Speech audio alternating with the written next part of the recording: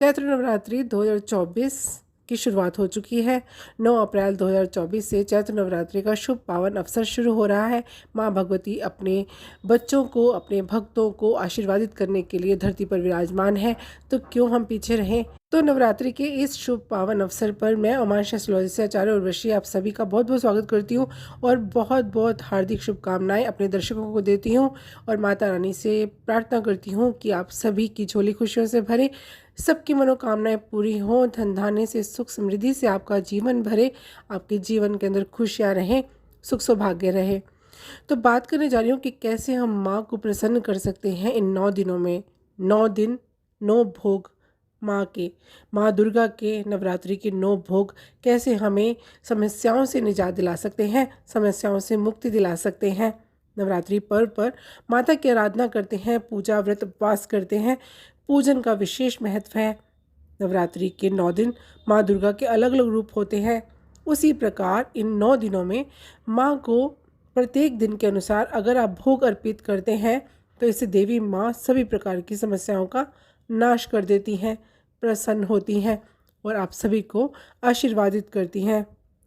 तो यहाँ बताने जा रही हूँ कि माता रानी को कौन से दिन के अनुसार कौन सा भोग लगाने से आपको क्या क्या लाभ मिलते हैं और साथ ही साथ आपकी कौन सी समस्याएं हैं दूर होती हैं, आप भी जान लीजिए। नवरात्रि का पहला दिन यानी माँ शैलपुत्री का दिन। इस दिन देवी माँ के चरणों में गाय का शुद्ध घी अर्पित करते हैं तो आपको आरोग्यता का आशीर्वाद मिलता है। सारी व्याधियाँ, रोग, कष्ट दूर होते हैं, शारीरिक कष्ट दूर होते हैं और आपका जो शरीर है वो निरोगी बनता है।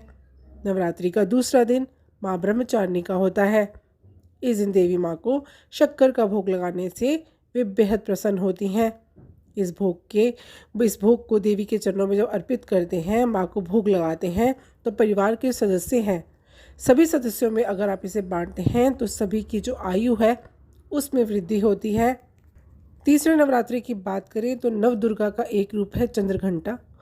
माँ के इस रूप का पूजन नवरात्रि के तीसरे दिन होता है। इस दिन माँ को दूध या दूध से बनी हुई मिठाई, खीर का भोग लगाते हैं और ब्राह्मणों को दान दे करके प्रसन्न करते हैं तो बेहद शुभकारी होता है। दुखों की मुक्ति आपको मिलती है, दुखों से मुक्ति मिलती है और आपको परम आनंद की प्राप्ति होती है।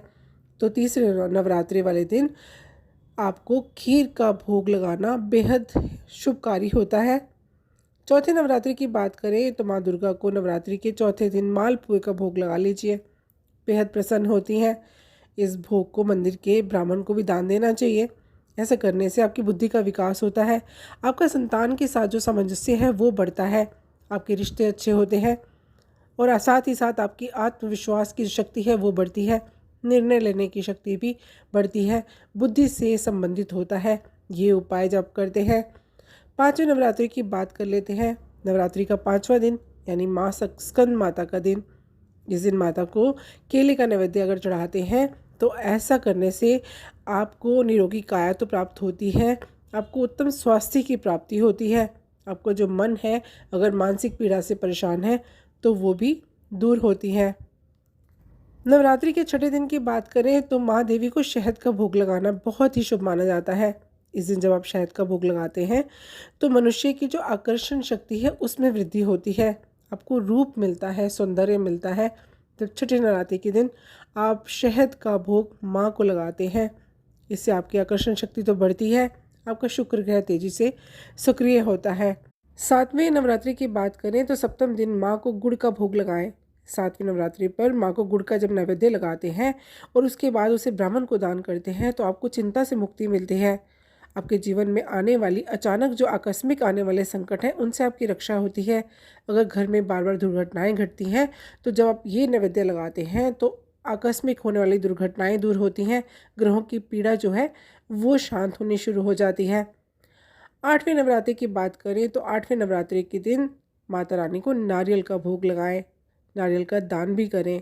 संतान संबंधी जितनी परेशानियां हैं उससे आपको छुटकारा प्राप्त होगा और देवी माँ की कृपा आपको प्राप्त होगी। नारियल का भोग जब आप लगाते हैं तो माँ दुर्गा बेहद प्रसन्न होती हैं, आपको आशीर्वादित करती हैं, धन धान्य में वृद्धि करती हैं और संतान के साथ आपके जो संबंध हैं, जो रिश्ते हैं उसे प्रगाढ़ करती हैं, मजबूत करती हैं। नवरात्रि की बात करें, अंतिम दिन नवरात्रि का नवमी तिथि, तिल का भोग लगा करके ब्राह्मण को दान दे दीजिए। इससे आपकी जो आयु है वो लंबी होती है, आपको भय से मुक्ति मिलती है, साथ ही अनहोनी होने की घटनाओं से भी आपका बचाव होता है।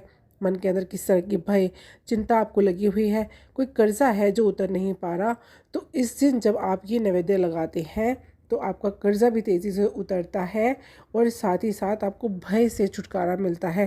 किसी भी तरीके का भय हो, डर हो, वो दूर होता है, शोक दूर होता है, चिंता दूर होती है। तो ये थे 9 नैवेद्य। जब आप लगाते हैं तो आपके जीवन के अंदर सुख सौभाग्य की आपको प्राप्ति होती है, रूप यौवन की आपको प्राप्ति होती है, माँ भगवती आपको आशीर्वादित करती हैं संतान सुख से, और संतान है तो उनके साथ आपके रिश्ते अच्छे होते हैं, धन धान्य की आपको प्राप्ति होती है। तो ये था मेरा वीडियो, नव दुर्गा के 9 दिनों के अंदर आपने कौन से भोग लगाने हैं और आपको इससे क्या क्या लाभ प्राप्त हो सकते हैं। होप करती हूँ पसंद आया होगा। अच्छा लगा हो तो लाइक कीजिए, सब्सक्राइब कीजिए, शेयर कीजिए। खुश रहिए, स्वस्थ रहिए। धन्यवाद।